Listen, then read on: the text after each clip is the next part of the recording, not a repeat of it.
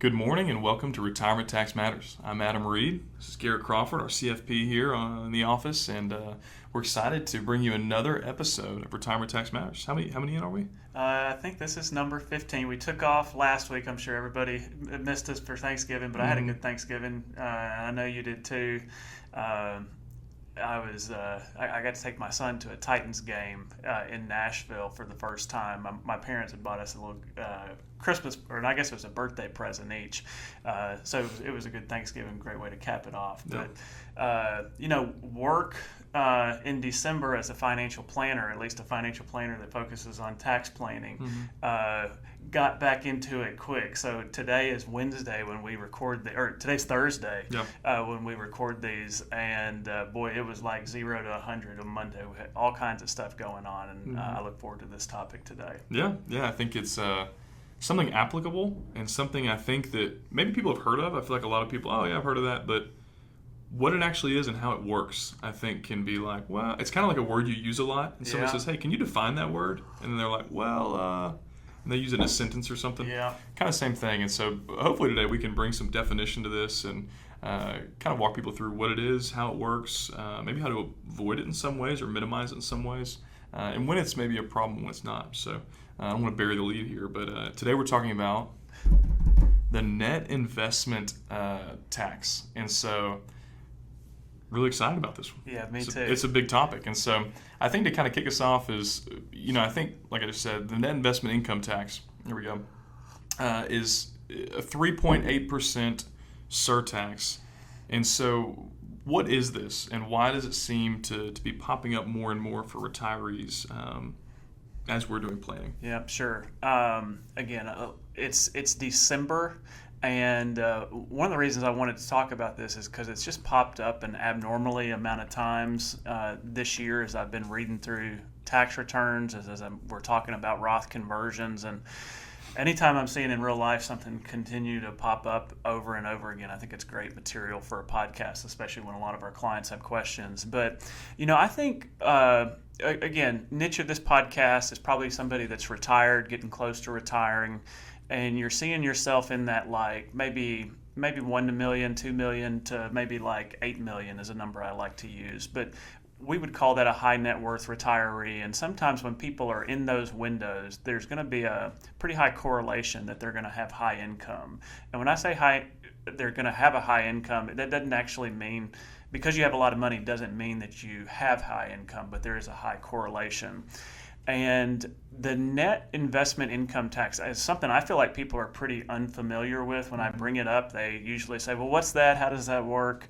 And I want to demystify that today during our podcast.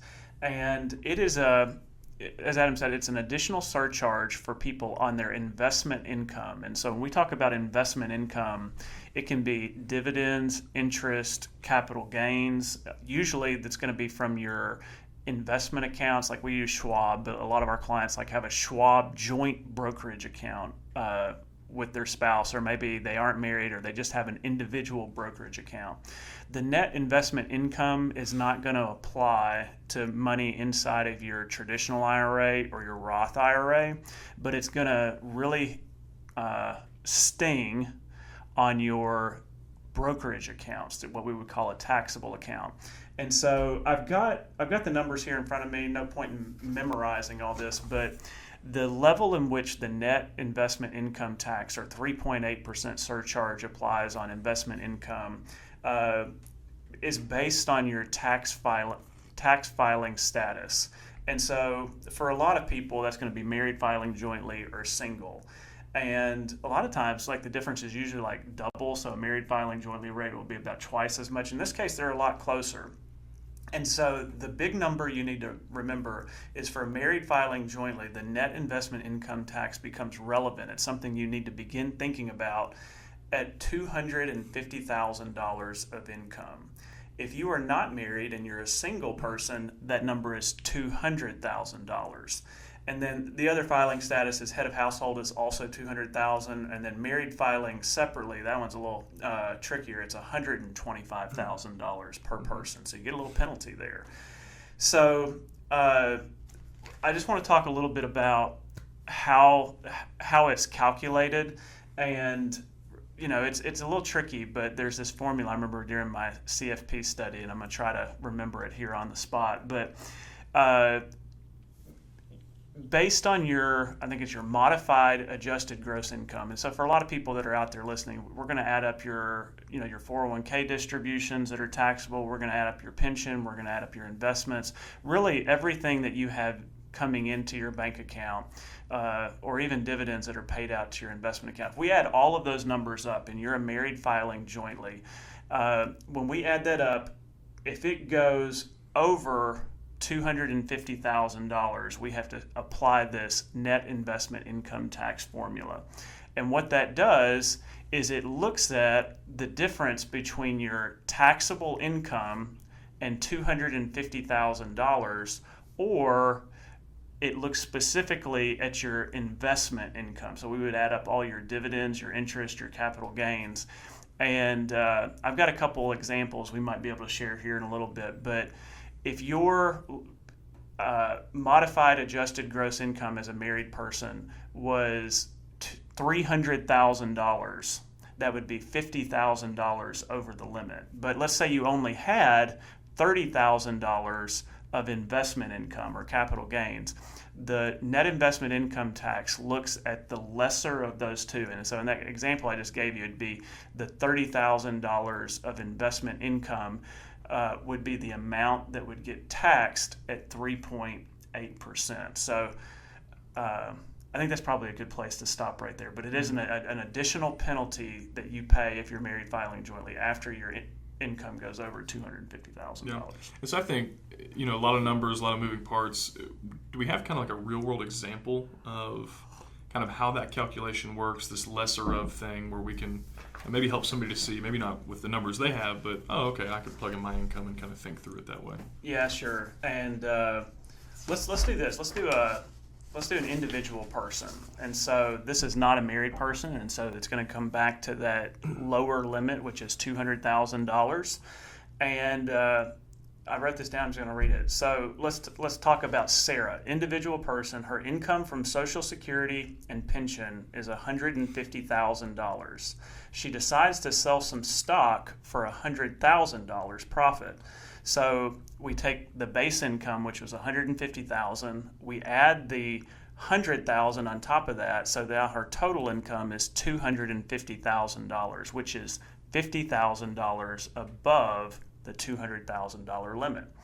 So even though she had $100,000 of investment gain, she only pays the 3.8% net investment tax on the $50,000 that put her over the top of the $200,000 limit. The lesser of feature of the net investment income tax formula saves her from paying it on the full $100,000 of her capital gain. And so I would back up just a little bit here and say this podcast isn't necessarily about teaching you how to do the net investment income tax calculation, but instead it is way more relevant for people that are high net worth to know that this is something that is on the radar when you have a taxable brokerage account with highly appreciated stock that's generating a lot of taxable dividends, or it's generating capital gains that puts you over that $250,000 mark. And I think one of the kind of epiphany moments that I've had over the past couple weeks as I've been thinking about this is, and it was kind of cool as I was doing my research this morning, I was reminded that this $200,000 limit for an individual person, or a $250,000 income threshold for a married couple, that was last set, it was enacted in 2010 and went effective in 2013, and it has not been adjusted for inflation since. And so I did a little math this morning, and there's been about 37% of cumulative inflation since 2013 that has not been implemented on this net investment income tax. And so whereas in 2013, $250,000 was a lot of money, and it really was a high income situation.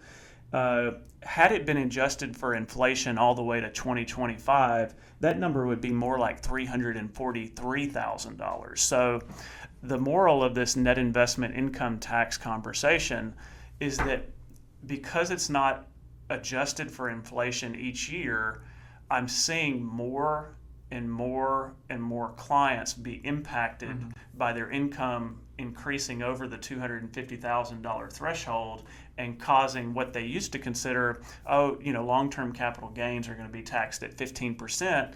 Now we're getting tagged on an additional 3.8% penalty on that. And so when we're doing estimated taxes or just figuring out what the taxes are going to be, we're having to factor in an 18.8% capital gains tax. And so that's still better than these clients' ordinary income rates, which are like 22, 24, 32%, 35%. Still better, but an unexpected tax. And I'm in the business of trying to prevent tax surprises for people come tax filing time. And that's one, I think that there's some financial planning that you can do to be aware of it. And I think that's a good segue. I like what you said that, our goal is not to make you an expert at the net investment income tax, but one of the things we do love to do is tax return driven financial planning and enter your tax projections. And so it may surprise you guys that neither of our children are named Roth, but we love Roth conversions around here. It's a great tool to have in the tool belt. So maybe touch on, in light of that, just in general, as people are maybe doing this at home, do-it-yourselfers, or somebody that's looking for an advisor to work with that's thinking through these things, how should we think of the net investment income tax as we are looking to maybe do a Roth conversion or do some of those intra-year tax return driven financial planning at the end of the year? I could go a lot of different ways with that, but I would start with financial planning in 2025. Tax planning in 2025 is not simple, and so I say you don't have to know exactly how the net investment income tax is calculated when it applies. I use tax planning software to figure that out, and I'm often reminded by the software when it comes into play and how to avoid it. But we have a confluence of complicated factors that I think really brings value to what we're doing, or even our listeners that don't work with an advisor.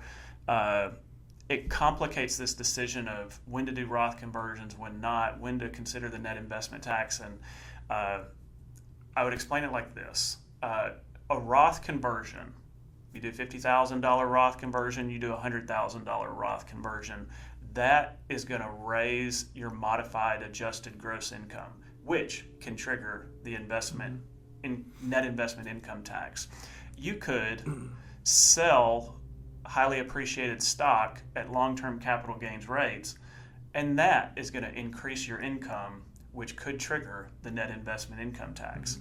If you do too much Roth conversions, you might also bump your head up against the Medicare IRMA surcharge, where you have to start paying more for your Medicare premiums. And then you probably don't want to do too much long-term capital gain or Roth conversion if it puts you into another tax bracket. Going from 24 to 32 is a jump that you don't want to make. And so I don't know any other way, and I recently discovered this 2 years ago, and it's really the impetus for everything that we're doing, is how is the average retiree supposed to be able to think through, one, just for starters, thinking ahead in September for what their income is going to be in December. Like, that's the biggest missing ingredient. We've got a podcast about that. But that's hard enough. But it's another step for retirees to be able to navigate when to do Roth conversions without triggering too many Medicare charges, how much long-term capital gain to sell, which takes in place of some of the Roth conversion abilities you have to do, and then this new thing that we're talking about here, the net investment income tax. What if we trigger too much and have to sell 18.8% taxes? And my thinking is this, that unless you're really, really good, you're going to need some type of software or work with somebody that really knows what they're doing, or a tax preparer that has time to work with you to navigate all that. And so I would say, as a general rule that is operating in my mind when I'm working with people, I am not here to avoid taxes at all cost. So oh, the net investment income tax is 3.8%. Let's cut off your income. Don't sell anymore. Nope. Generally speaking, when I see a net investment income tax, I'm not that scared of it. 3.8% for somebody that needs to sell $50,000 to give a gift to somebody, maybe pay for a vacation, pay off a mortgage. You don't want to miss the forest from the trees and not do something that's important in your life because you're afraid of a 3.8% surcharge tax on long-term capital gains rates. And I interact with a lot of people that hate taxes so much that really does come into mind. They're like, I don't want to hit that net investment income tax. Let's just stay right below and let's keep it at the 15% rate. And oftentimes my job is to help clients push through when it makes sense to trigger an IRMA charge for Medicare, when it makes sense to push through an additional 3.8% net investment income tax. And it's going to be really different for a lot of people where you land, but I would say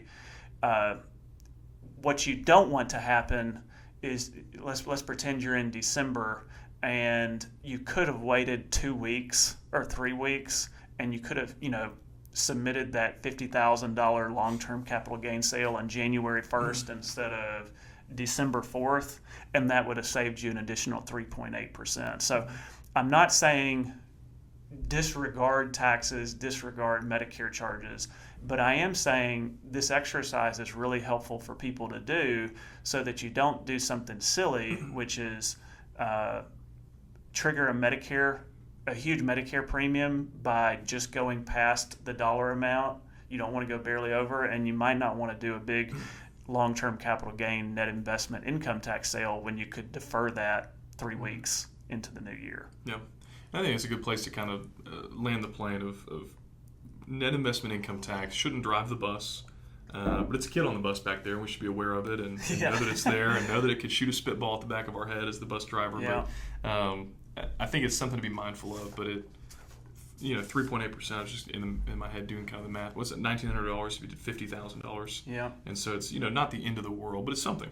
And it's like you said, planning, especially around the end of the year, first of the year, is kind of clustering things to make sure you're doing them in an optimal way. And I think, again, like you said, having software or having a formula or method that you trust or a financial advisor you trust that can help you walk through those things, I think is super, super crucial when it's so funny that every year it feels like there's another threshold, another thing that it's like, just be careful there. It might bump your head, and so it's good to be aware of those. And you're going to bump your head on some of these things. That they're there to raise revenue for our country, which that's not even a bad thing. Our country needs money, right, to run. It's just we don't want to be silly and barely trigger these things when they were avoidable if you just known in advance the parameters. So I really think that's what people need is empowerment to know if they do this, then this will happen. And a lot of times people say, I need the money now. I'm okay paying the tax, and that's really the goal. Yeah, absolutely. Well, good deal. Well, net investment income tax. Thank you all for tagging along today. Welcome back from Thanksgiving. It's a sprint to Christmas. It's a sprint to Christmas, and it flies by. I've got young kids too, so it's like every day is like 22 days, 7 hours. Like oh my goodness, I didn't even know you could count yet. And I guess that maybe the more I'm involved in this, there's Christmas, but it's like December 31st. Hey, that's the day we got to get all our stuff in for our clients. So I've got 2 big days, the 25th and the 31st. Yeah, the deadlines are coming. Are coming. Well, good deal. Well, thank you all for tagging along with us today. Like, subscribe, follow here on YouTube. Check us out, Spotify, Apple Music, Apple Podcasts, all the different places we post. And check out the website, Retirement Tax Matters. I think it's a good resource. It's got all of our podcast episodes, some free resources, maybe a little checklist if you're heading into retirement or if you just retired and trying to make sure you kind of your ducks in a row. Check it out there. Yeah, and I'd say too, I'd just tag here at the end if somebody listens this long. I think the newsletter, I write it every week, and it's kind of cool. I take the conversations that we were talking about today and I just add maybe a more personal anecdote. I think that's a wonderful way. If you find value in the podcast, I think the weekly newsletters are short, brief, but add an extra little layer. But Adam, it was fun doing this today, and I look forward to doing it again. Yeah, glad to be back. I'm Adam Reed. Garrett Crawford. Retirement Tax Matters. Thanks so much for listening to Retirement Tax Matters. As always, the ideas we share here are for educational purposes, and we do our best to get it right, but this isn't a substitute for specific tax or financial advice, because a truly effective strategy is always built around your personal situation. For more resources and to see our full disclosure, visit us at retirementtaxmatters.com.